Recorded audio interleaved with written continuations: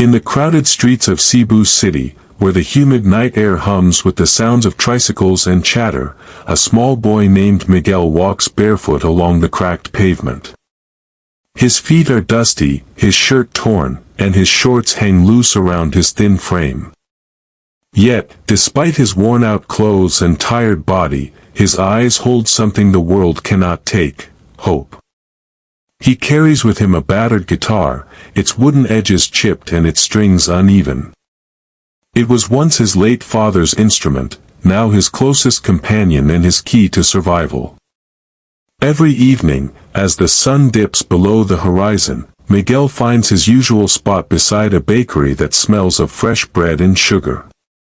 The warm lights from the shop spill onto the street, giving his small figure a soft, golden outline. As he begins to sing, the noise of the city seems to fade away. His voice, clear and angelic, fills the night air, so pure that even strangers stop to listen. The melody rises above the honking of jeepneys and the hum of people passing by.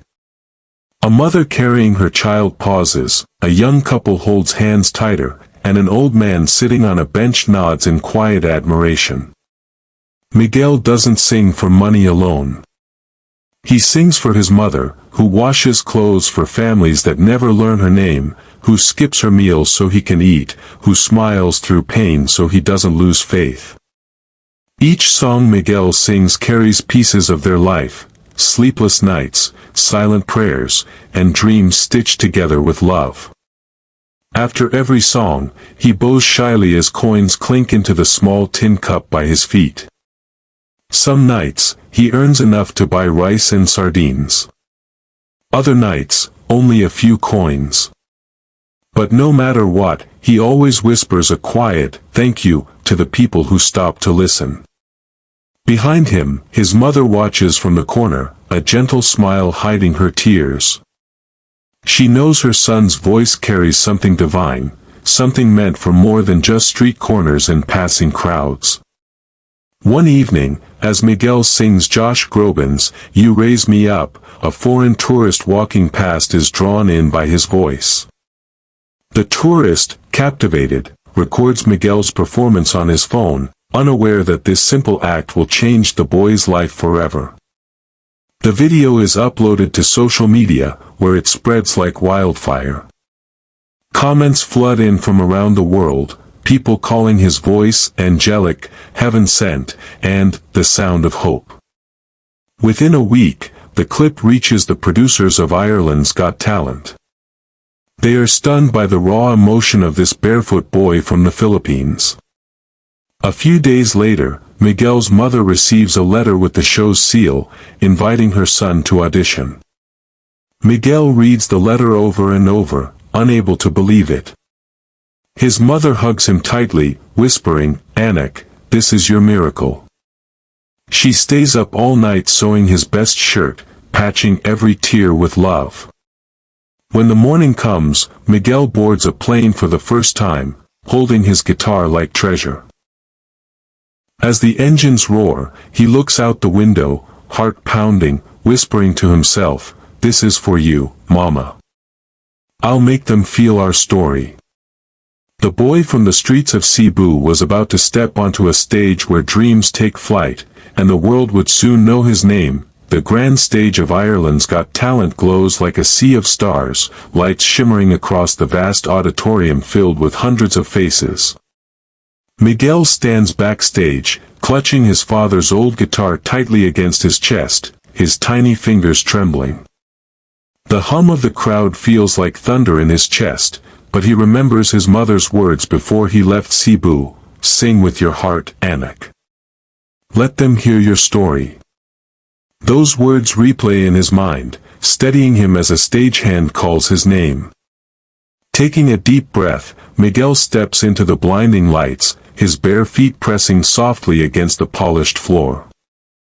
The audience, expecting another routine act, falls into a hush when they see him, a small Filipino boy, shy but glowing with innocence. His clothes, neatly ironed but worn, tell of a life of struggle, yet his eyes hold something unshakable: faith. Judge Amanda leans forward, her warm smile breaking the tension.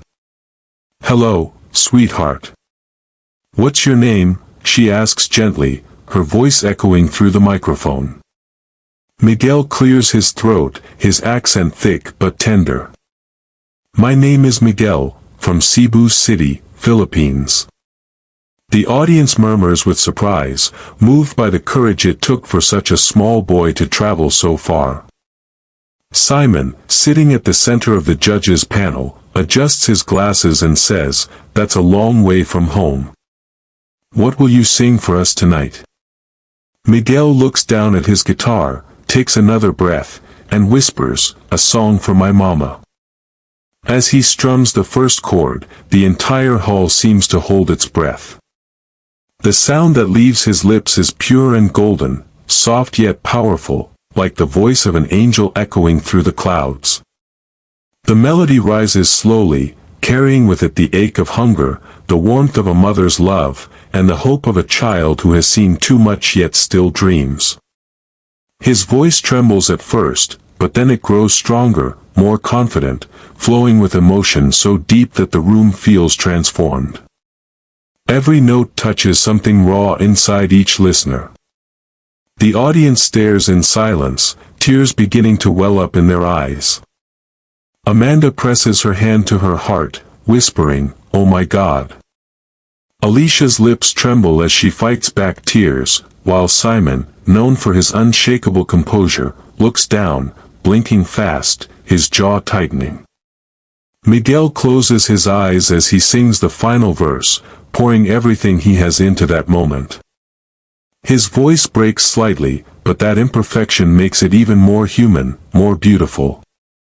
When the final note fades into silence, there's a moment where no one moves, no one even breathes. Then, as if awakened from a spell, the entire auditorium erupts into thunderous applause. People rise to their feet, cheering, clapping, shouting his name. Miguel stands frozen, tears glistening on his cheeks, his small chest rising and falling as he struggles to believe what's happening. Simon leans forward, voice thick with emotion, "Miguel, that was incredible." Amanda wipes her tears, saying softly, "You just reminded us all why we love music." The boy from Cebu bows deeply, whispering into the microphone, "Thank you, Pa."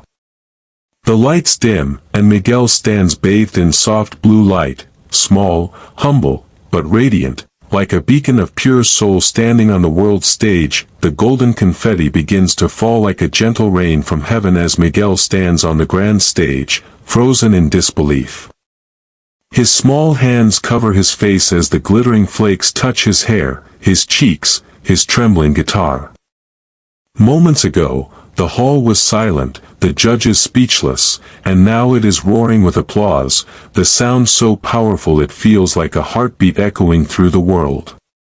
Amanda, tears streaming freely down her face, rises from her chair and walks toward the edge of the stage. "Miguel," she says softly into the microphone, her voice breaking, "that was not just singing, that was a prayer." Her words echo across the hall, and for a second, the cameras zoom in on Miguel's tearful eyes, eyes that tell a story of poverty, love, and faith too deep for his age. Simon, who usually hides behind his calm and critical mask, removes his glasses and wipes his eyes. His voice trembles as he speaks. "I've been sitting in this chair for many years, but I don't think I've ever heard anything quite like that. You didn't just sing, you made us feel what it means to fight, to dream, to love." His voice trails off, and he looks down, taking a deep breath as the audience begins chanting Miguel's name. Alesha, who has been silently sobbing, presses the golden buzzer, her hand shaking with emotion.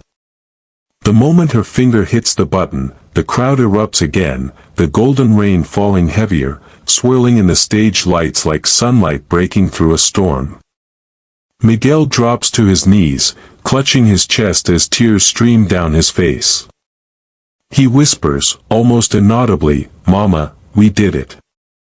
The camera captures the close-up of his trembling lips, his hands trembling as he looks up toward the sky, where the confetti glows like stars.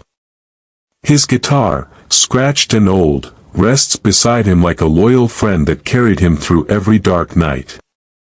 The judges stand now, Amanda with her arms open, Simon clapping slowly, his eyes red, and Alesha smiling through tears.